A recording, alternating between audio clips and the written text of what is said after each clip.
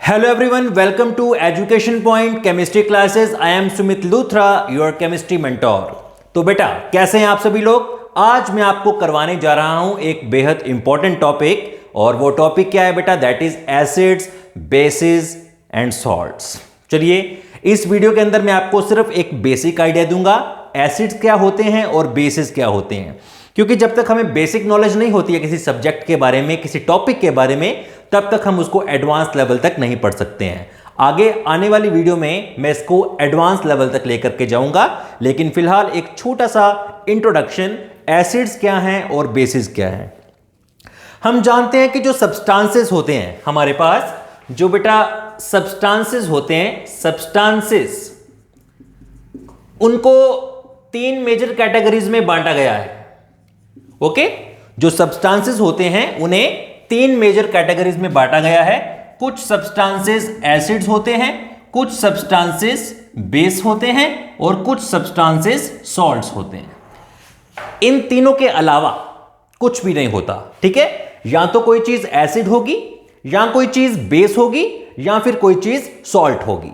Correct, या कोई चीज एसिड है या बेस है या सॉल्ट है। सिंपल सी बात है, जो सब्सटेंसेस हैं दुनिया में, ठीक है। तो अगर मैं बात करता हूं एसिड्स की, तो एसिड्स क्या होते हैं, बेस क्या होते हैं और सॉल्ट क्या होते हैं। तो बेटा इन तीनों में से आपको अगर सॉल्ट को समझना है, तो सॉल्ट को समझने के लिए पहले आपको एसिड्स और बेसिस की एक बेसिक जानकारी होनी चाहिए, ठीक है। इस वीडियो में मैं आपको बताऊंगा कि सॉल्ट भी क्या होते हैं, लेकिन उससे पहले मैं आपको उसकी बेसिक थोड़ी सी जानकारी देना चाहता हूं, ठीक है, कि एसिड्स क्या है और बेसिस क्या है। चलिए समझते हैं इस चीज को। तो अगर बेटा मैं बात करता हूं एसिड्स की, सबसे पहले बात मैं करता हूं एसिड्स की, तो एसिड्स, बेसिस और सॉल्ट्स को समझने के लिए, या फिर मैं फिलहाल इतनी बात करता हूं कि एसिड्स को समझने के लिए हमें कई सारे कॉन्सेप्ट्स दे रखे हैं।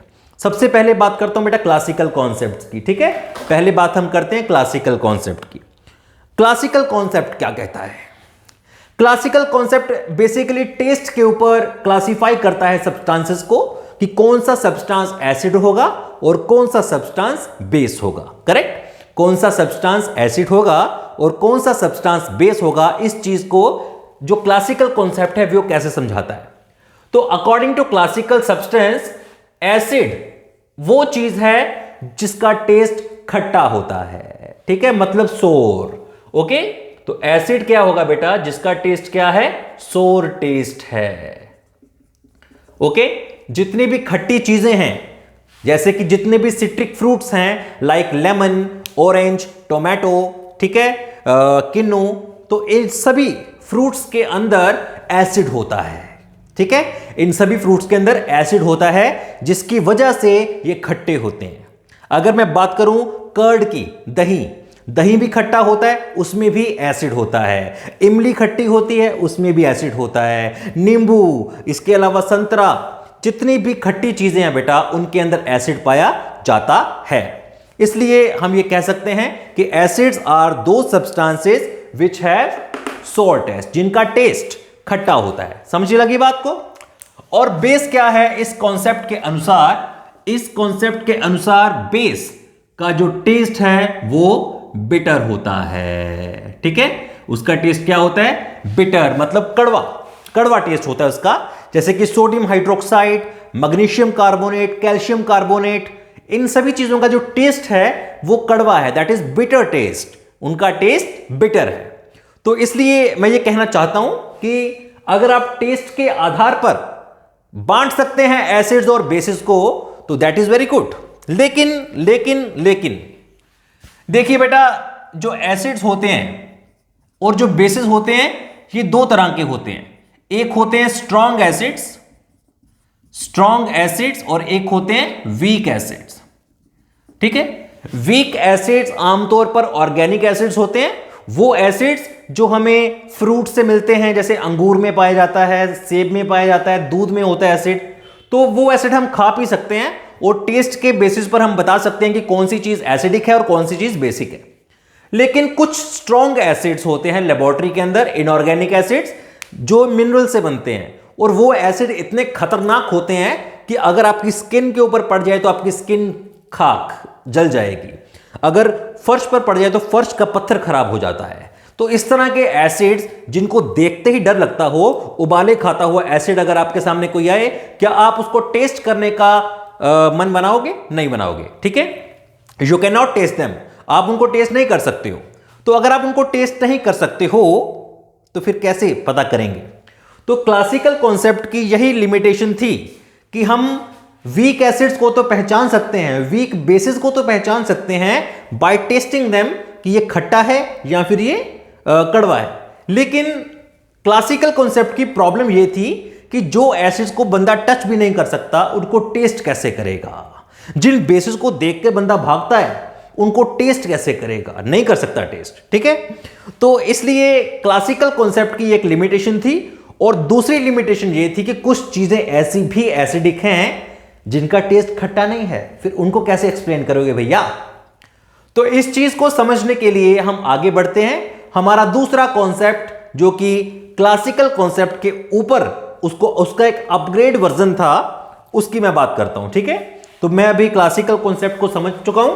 अब क्लासिकल कॉन्सेप्ट के बाद मेरे पास अगला जो कॉन्सेप्ट है दैट इज एरहेनियस कॉन्सेप्ट। ओके, अब हम बात करेंगे एरहेनियस कॉन्सेप्ट की। तो बेटा जो एरहेनियस कॉन्सेप्ट है इसके अनुसार एसिड वो है जो पानी में डालने पर हमें H पॉजिटिव देता है। ओके, एसिड क्या है?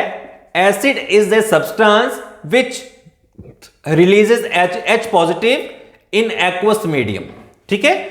अगर मैं पानी में डालता हूं या एक्वस मीडियम में डालता हूं एसिड को तो वो H पॉजिटिव देगा।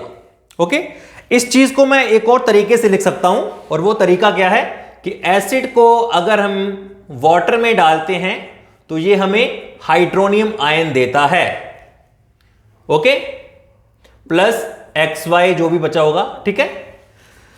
तो एसिड हमेशा H पॉजिटिव रिलीज करेगा, प्रोटॉन रिलीज करेगा, और कब रिलीज करेगा? जब हम उसको एक्वस मीडियम में डालेंगे या पानी में डालते हैं। तो इस तरह से हम एसिड को समझ सकते हैं एरहेनियस कॉन्सेप्ट में। इसे आप टेस्ट किए बिना भी पता कर सकते हैं। फॉर एग्जांपल अगर मेरे पास HCl है, ठीक है, HCl है, तो अगर मैं HCl को एक्वस मीडियम में डालता हूं तो ये H पॉजिटिव रिलीज करेगा। अगर मेरे पास H2SO4 है तो इसको अगर मैं एक्वस मीडियम में डालता हूं तो ये 2H positive plus SO4 2 negative release करेगा। तो ये वो एसिड हैं जिनको टेस्ट नहीं किया जा सकता, लेकिन with the help of Arrhenius concept हम इनको एक्सप्लेन कर सकते हैं, इनको डिफाइन कर सकते हैं कि ये सब्सटेंस एसिड होगा क्योंकि ये H पॉजिटिव रिलीज कर रहा है। ओके, और इसी कॉन्सेप्ट के अकॉर्डिंग बेस क्या होगा? बेस, आइए बेस को समझते हैं। तो बेस क्या होगा इस कॉन्सेप्ट के अनुसार? देखिए बेटा, base is a substance which gives OH negative यानी कि हाइड्रोक्साइड आयन। अगर कोई बेस है तो वो एक्वस मीडियम में जाके हमें OH नेगेटिव देगा। ओके, फॉर एग्जांपल जैसे मेरे पास NaOH, इसे अगर मैं एक्वस मीडियम में डालता हूं तो it will give us Na positive plus OH negative. अगर मेरे पास है कैल्शियम हाइड्रोक्साइड तो it will give me Ca2 positive plus 2OH negative, ठीक है। तो इस तरह से ये जो एरहेनियस कॉन्सेप्ट है इसमें हम एसिड्स और बेस को बिना टच किए हुए, बिना टेस्ट किए हुए दिखा सकते हैं, ओके, कि कौन सी चीज एसिडिक है और कौन सी चीज बेसिक है। क्लियर? इसके बाद अगर मैं तीसरी बात करूं तो तीसरी बात क्या है? थर्ड जो हमारे पास कॉन्सेप्ट है वो है ब्राउनस्टेड-लॉरी कॉन्सेप्ट। ब्राउनस्टेड-लॉरी कॉन्सेप्ट की जरूरत क्यों पड़ी, इसकी आवश्यकता क्यों पड़ी? क्योंकि एरहेनियस कॉन्सेप्ट के अनुसार, अकॉर्डिंग टू एरहेनियस कॉन्सेप्ट, एसिड या फिर बेस को समझाने के लिए उस एसिड और बेस के मॉलिक्यूल में हाइड्रोजन का होना अति आवश्यक है और OH का होना भी अति आवश्यक है। अगर किसी बेस में OH नहीं है तो क्या वो बेस नहीं है? बिल्कुल है, लेकिन उसको कौन बताएगा? लॉरी ब्राउनस्टेड कॉन्सेप्ट बताएगा। ओके, तो लॉरी ब्राउनस्टेड कॉन्सेप्ट क्या कहता है? यह कहता है कि एसिड वो सब्सटेंस है जो एक्वस मीडियम में जाकर H पॉजिटिव रिलीज करे, ओके, प्लस XYZ, और बेस वो सब्सटेंस है जो H पॉजिटिव को गेन करे। ओके, जो एसिड होता है वो H पॉजिटिव रिलीज करता है और जो बेस होता है वो H पॉजिटिव गेन करता है। जो बेस H पॉजिटिव को गेन कर सके that is called conjugated base. Okay, that is called conjugated base. For example, अगर मेरे पास है HA, this is the acid. Okay, ये एसिड है, तो अगर ये H पॉजिटिव रिलीज करेगा तो इसके पास क्या बचेगा, A नेगेटिव। तो अगर ये एक एसिड है तो एसिड को H पॉजिटिव रिलीज करने के बाद ये क्या बन जाएगा, कॉन्जुगेटेड बेस बन जाएगा। ठीक है, इसका जो कॉन्जुगेट एसिड बेस पेयर का जो कॉन्सेप्ट है उसके बारे में हम बात करेंगे अपनी अगली वीडियो में। स्पेशली एक वीडियो बनाऊंगा जिसमें ब्रॉन्स्टेड-लॉरी कॉन्सेप्ट को समझाया जाएगा डिटेल में। फिलहाल इंट्रोडक्शन का काम चल रहा है, तो इंट्रोडक्शन का मतलब क्या होता है, जस्ट पता होना चाहिए कि कौन सी चीज एसिडिक है और कौन सी बेसिक है। उसके बाद जो फर्दर आगे चलने वाले स्टेप्स हैं उनको हम अगली वीडियोस में कवर करेंगे। Okay, it is my promise. अभी अगर किसी चीज में OH नेगेटिव नहीं है, उसके बावजूद हम उसको H पॉजिटिव को गेन करवा के ये अंदाजा लगा सकते हैं कि क्या वो एसिड होगा या बेस होगा। लेकिन अगर किसी चीज में हाइड्रोजन ही नहीं है तो क्या वो एसिड हो सकती है? बिल्कुल हो सकती है। फॉर एग्जाम्पल, अगर मैं बात करूं कार्बन डाइऑक्साइड की, कार्बन डाइऑक्साइड एक एसिडिक मॉलिक्यूल है और वो गैस है, उसमें हाइड्रोजन नहीं होता। तो कौन सी चीज एसिड होगी और कौन सी चीज बेस होगी, इसको कैसे समझें? आइए समझाते हैं आपको, इस चीज के बारे में भी समझा देते हैं। Last concept is Lewis concept. Lewis concept is very very important concept और इस कॉन्सेप्ट के आधार पर आप किसी भी मॉलिक्यूल का एसिडिक और बेसिक नेचर दिखा सकते हैं। आइए समझते हैं। अकॉर्डिंग टू लुईस कॉन्सेप्ट, वो सब्सटेंस जो इलेक्ट्रॉन पेयर, क्योंकि इलेक्ट्रॉन तो हर चीज में है ना, इलेक्ट्रॉन की अगर बात की जाए तो इलेक्ट्रॉन तो दुनिया के हर वस्तु में है, हर चीज में, हर एलिमेंट में है। तो एसिड क्या होगा? Acid is a substance which gain electron pair. Okay, जो इलेक्ट्रॉन पेयर गेन करता है, विच एक्सेप्ट इलेक्ट्रॉन पेयर, उसे हम क्या बोलेंगे? एसिड बोलेंगे। और बेस क्या होगा बेटा? Base which donate electron pair, जो इलेक्ट्रॉन पेयर देगा वो बेस और जो इलेक्ट्रॉन पेयर लेगा वो एसिड। जो इलेक्ट्रॉन पेयर देगा वो बेस, जो इलेक्ट्रॉन पेयर लेगा वो एसिड। आइए कैसे समझते हैं। मेरे पास है BF3, ठीक है। BF3 का ऑक्टेट कंप्लीट नहीं है बेटा, इसको इलेक्ट्रॉन की जरूरत है। ओके, BF3 का ऑक्टेट कंप्लीट नहीं है, इसको इलेक्ट्रॉन की जरूरत है। और NH3 के पास एक इलेक्ट्रॉन पेयर है। तो अब क्या होगा, अगर ये इलेक्ट्रॉन पेयर BF3 को देता है तो क्या हो जाएगा? NH3BF3 बन जाएगा और ये बनेगा कोऑर्डिनेट बॉन्ड।